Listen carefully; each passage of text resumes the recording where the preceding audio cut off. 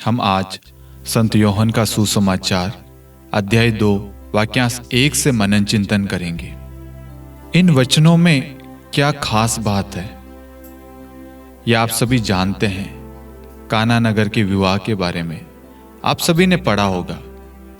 आज हम इन वचनों को हमारे दैनिक जीवन से जानेंगे। हमारी प्रार्थना और ईश्वर के वचन के अनुसार प्रार्थना क्या एक है या नहीं है। सर्वप्रथम हम वचन को पढ़ेंगे और उसे समझने की कोशिश करेंगे। तीसरे दिन गलीलिया के काना में एक विवाह था। ईसा की माता वहीं थी। ईसा और उनके शिष्य भी विवाह में निमंत्रित थे। अंगूरी समाप्त हो जाने पर ईसा की माता ने उनसे कहा, उन लोगों के पास अंगूरी नहीं रह गई है। ईसा ने उत्तर दिया, भद्रे, इससे मुझको और आपको क्या, अभी तक मेरा समय नहीं आया है। उनकी माता ने सेवकों से कहा, वे तुम लोगों से जो कहे वही करना। वहां यहूदियों के शुद्धिकरण के लिए पत्थर के 6 मटके रखे थे। उनमें 2-2, 3-3 मन समाता था। ईसा ने सेवकों से कहा, मटकों में पानी भर दो। सेवकों ने उन्हें लबालब भर दिया। फिर ईसा प्रबंधक के पास, अब निकाल कर भोज के प्रबंधक के पास ले जाओ। उन्होंने ऐसा ही किया। प्रबंधक ने वह पानी चखा जो अंगूरी बन गया था। उसे मालूम नहीं था कि यह अंगूरी कहाँ से आई है। जिन सेवकों ने पानी निकाला था वे जानते थे, इसलिए प्रबंधक ने दूल्हे को बुलाकर कहा, सब कोई पहले बढ़िया अंगूरी परोसते हैं और लोगों के नशे में आ जाने पर घटिया। आपने बढ़िया अंगूरी अब तक रख छोड़ी है। ईसा ने अपना ये पहला चमत्कार गलीलिया के काना में दिखाया। उन्होंने अपनी महिमा प्रकट की और उनके शिष्यों ने उनमें विश्वास किया। जब हम इन वचनों को पढ़ते हैं तो हम देखते हैं कि एक परिवार में एक परेशानी आती है। अब वो परेशानी कहीं ना कहीं आज हमारे परिवार में भी है। हो सकता है हमारे कामकाज में बढ़ोतरी नहीं हो रही है, परिवार में बीमारियां हैं, कर्जा है, उन्नति नहीं हो पा रही है, बच्चों का मन पढ़ाई में नहीं लग पा रहा है, बार बार एग्जाम दे रहे हैं, पास नहीं हो पा रहे हैं, विवेक प्रज्ञा की कमी है, पति पत्नी के बीच में लड़ाई है, परिवार में आशीष की कमी है, कोई भी कार्य शुरू करते हैं उसमें लॉस में जाते हैं, प्रार्थना करते हैं लेकिन हमारा मन नहीं लगता। क्यों ये सब कुछ होता है? इन सब के पीछे कारण क्या है? जब हम संत यूहन्ना का सुसमाचार अध्याय 2 पढ़ेंगे 1 से लेकर 11 तक, हमें समझ में आएगा कि हम कहां गलती कर रहे हैं। आज हमने ये विषय इसलिए लिया, इस वचन में एक खास बात है। वो खास बात यह है कि जब हमारे जीवन में परेशानियां, दुख, तकलीफ आती है तो हमें क्या करना चाहिए। जब हमारे जीवन में दुख तकलीफ आती है, हम प्रभु के पास में जाते हैं और प्रार्थना करते हैं, लेकिन हमारे अंदर संदेह रहता है, होगा या नहीं होगा। हम प्रार्थना करने के बाद में आते हैं, मिलेगा नहीं मिलेगा, होगा नहीं होगा। हमारे अंदर एक विश्वास की कमी है, अल्प विश्वास है हमारे जीवन में। हम ईश्वर के वचन को महत्व नहीं देते हैं। हम सोचते हैं प्रार्थना से क्या होगा, और हम अपने आप को महान समझने लग जाते हैं। बहुत सारे लोग ये सोचते हैं वचन, प्रार्थना, इन सब से कुछ नहीं होता, ये सब बकवास है। लेकिन हम जब इस अध्याय को पढ़ते हैं, इन वचनों को सुनते हैं, तब हम देखते हैं एक परिवार में एक शादी है, एक नगर में, वहां पर अंगूरी समाप्त हो गई, वो परिवार क्या करेगा? आज हम सब अपने अपने परेशानियों को इस जगह रख के देखिए। जब हमारे जीवन में परेशानियां आती है तो हमें क्या करना चाहिए? हमें उन परेशानियों को इन वचनों के तहत ईश्वर के समक्ष ले जाने की जरूरत है। ये परेशानियां इसलिए आती है ताकि हम अपना विश्वास प्रकट कर सके, हम प्रार्थना कर सके और वचन को उस परेशानी के लिए भेजे, क्योंकि वचन जाकर उस परेशानी का समाधान करेगा, ना कि आपके शब्द, ना कि आपकी चिंता, ना कि आपके नकारात्मक थॉट्स। इन वचनों में हम देखते हैं कि उस परेशानी को मां मरियम ने देखा और तुरंत उस परेशानी को लेकर मां मरियम प्रभु के पास में जाती है। इन शब्दों को आप गहराई से समझने की कोशिश करना। हर एक शब्द बहुत ही महत्वपूर्ण है, यह हमारे जीवन को बदल देगा। अगर आपने इन वचन को सच्चाई से ग्रहण कर लिया, आपका जीवन, आपकी परिस्थिति इसी वक्त बदल जाएगी। मां मरियम ने उस परेशानी को लेकर प्रभु के पास में गई और प्रभु को कहा कि अंगूरी समाप्त हो गई है। तो प्रभु कहता है, इससे मुझको क्या, मेरा समय नहीं आया। मां मरियम प्रभु से आर्गुमेंट नहीं करती है। जो प्रार्थना, जो निवेदन है वो प्रभु को चढ़ाती है और विश्वास करती है और वहां से चली जाती है, क्योंकि वो प्रार्थना किसी मनुष्य के सामने प्रकट नहीं कर रही है मां मरियम, वो ईश्वर के सामने मां मरियम प्रकट कर रही है। और वचन कहता है मत्ती 7:7, मांगो और तुम्हें दिया जाएगा। मां मरियम ने उस परिवार की परेशानी को प्रभु के चरणों में समर्पित किया और प्रार्थना किया। अब वचन कहता मांगो और तुम्हें दिया जाएगा। मां मरियम ने मांगा प्रभु से, वहां पर अंगूरी समाप्त हो गई है और प्रभु ने वहां पर अपनी महिमा प्रकट की। अब इन सब के बीच में एक महत्वपूर्ण कड़ी है, वो क्या है? मां मरियम ने जो प्रार्थना की और मां मरियम को विश्वास है, इसीलिए मां मरियम तुरंत सेवकों के पास में जाती है और कहती है कि जैसा वह कहे वैसा ही करना। आज ईश्वर कहीं ना कहीं हमें यह समझाना चाहता है कि जब आप प्रार्थना करते हैं तो आप हृदय से विश्वास करें कि जो आपने मांगा है वह आपको मिल चुका है।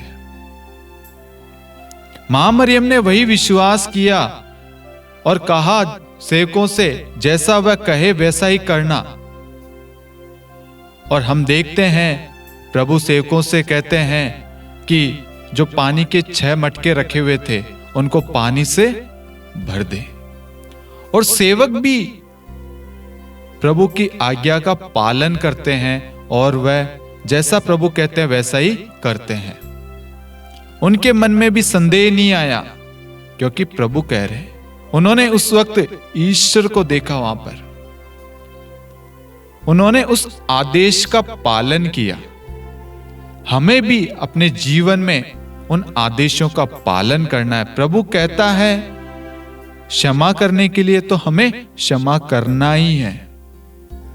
प्रभु कहता है एक दूसरे से प्रेम करो, तो हमें एक दूसरे से प्रेम करना ही है, चाहे सामने से हमें प्रेम मिले या ना मिले। आपको यह विश्वास करना है जैसा प्रभु ने मुझसे प्रेम किया है वैसे मैं भी प्रेम करूं। आप अपने मन में पहले से ही नकारात्मक ख्याल उत्पन्न करते हैं, सोचने लग जाते हैं वो ऐसा है, ये ऐसा है, ये होगा या नहीं होगा, मैं फेल हो जाऊंगा, मैं चंगा होऊंगा या नहीं होऊंगा। निराशा में पड़ जाते हैं, डिप्रेशन में आ जाते हैं। एक एग्जाम फेल होते अपने जीवन को नष्ट करना चाहते हैं, कुछ देर प्रार्थना करते हैं और फिर हार जाते हैं।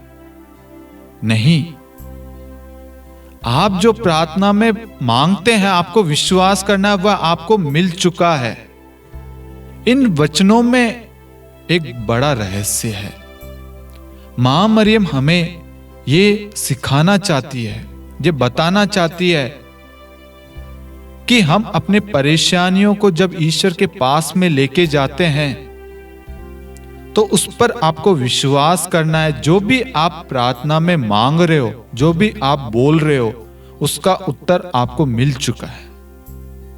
क्योंकि प्रभु का वचन कहता है, मार्कुस अध्याय 13 वाक्यांश 31, आकाश और पृथ्वी टल जाए तो टल जाए, परंतु मेरे शब्द नहीं टल सकते।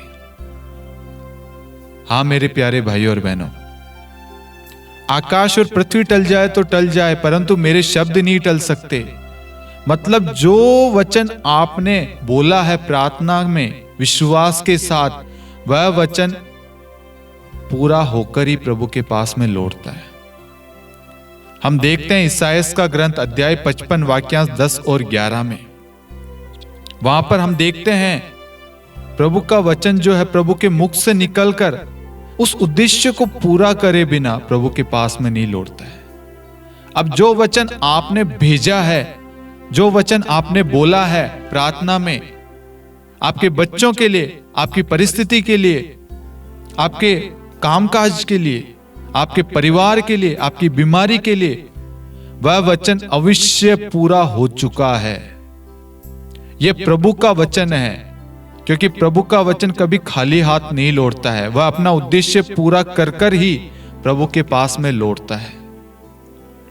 और यही चीज हमने यहां पर यूहन्ना का सुसमाचार अध्याय 2 वाक्यांश 1 से 11 में देखते हैं। मां मरियम ने जब प्रभु से कहा तो मां मरियम ने क्या किया? विश्वास किया। क्योंकि प्रभु के पास में जब हम जाते हैं, जो भी निवेदन मनोरथ लेके, प्रभु उसको सुनता है, उसको पूरा करता है, और हमें विश्वास करना है। जो भी हमने प्रार्थना में मांगा है वह हमें मिल चुका है। हमें हर एक चीज के लिए धन्यवाद देनी है, ईश्वर की स्तुति महिमा आराधना करनी है। अपने मन से संदेह शब्द को हटा दीजिए। आप किसी के लिए भी प्रार्थना कर रहे हैं, किसी भी परिस्थिति के लिए, किसी भी बीमारी के लिए, आपको विश्वास करना है जो भी आपने प्रार्थना में मांगा है, कहा है, बोला है, वह आपको मिल चुका है।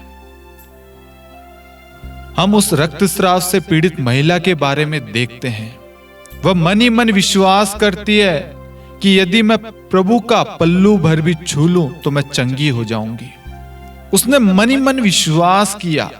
उसने ये नहीं देखा कि हजारों लोग हैं, उनके बीच में मैं कैसे जाऊंगी, लोग मेरा क्या मजाक उड़ाएंगे, अपमान उड़ाएंगे, क्योंकि उस वक्त ऐसी महिलाओं को लोगों के बीच में आने की अनुमति नहीं थी।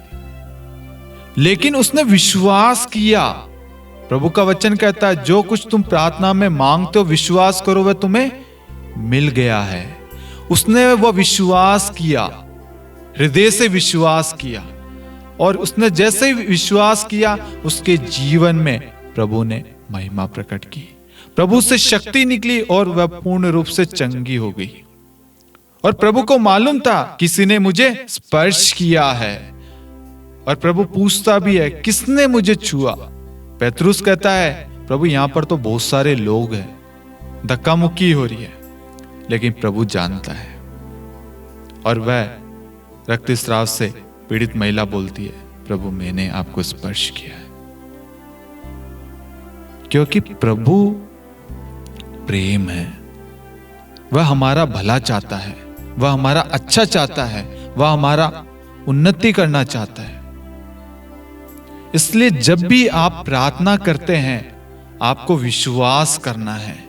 जो प्रार्थना आप प्रभु को चढ़ाते हैं वह प्रार्थना प्रभु ने सुनी है, उसको प्रभु पूरा कर चुका है।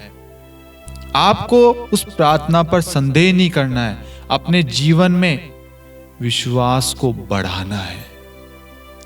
प्रभु से प्रार्थना कीजिए, प्रभु मेरे विश्वास को बढ़ाइए, वचन को मैं गहराई से समझ सकूं, आपके रहस्यों को समझ सकूं।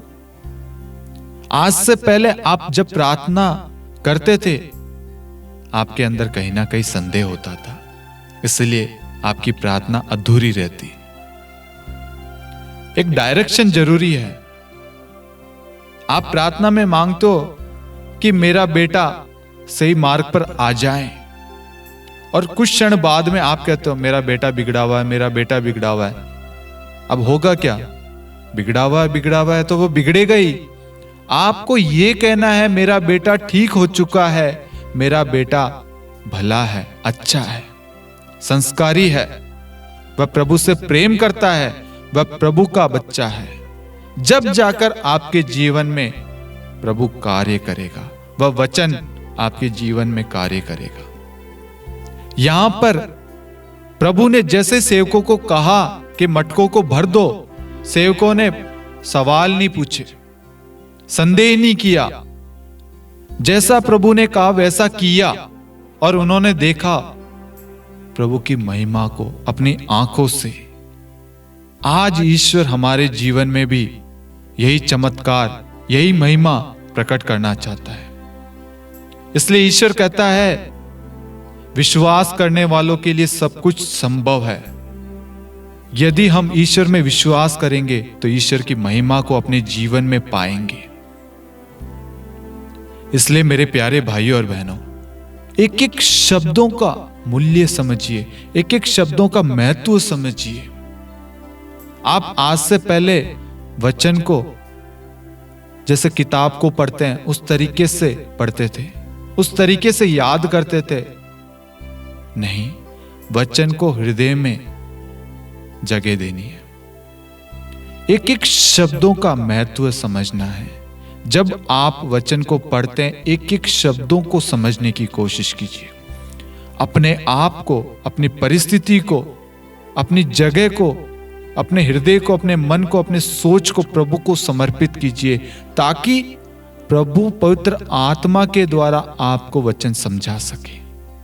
मैं विश्वास करता हूं कि प्रभु के वचन ने आज कहीं ना कहीं हमें एक नया जीवन, एक नई राह दिखाई है। हमें और हमारे परिवार को अपनी परेशानियों को लेकर क्या करना चाहिए, ये वचन ने आज हमें समझाया है। आज से पहले हम जिस भी तरीके से प्रार्थना करते थे, लेकिन आज ईश्वर के वचन ने हमें समझाया है कि जब आप प्रार्थना में जो कुछ मांगते हैं, विश्वास करना है वह आपकी प्रार्थना करने से पहले ही आपको मिल गया है।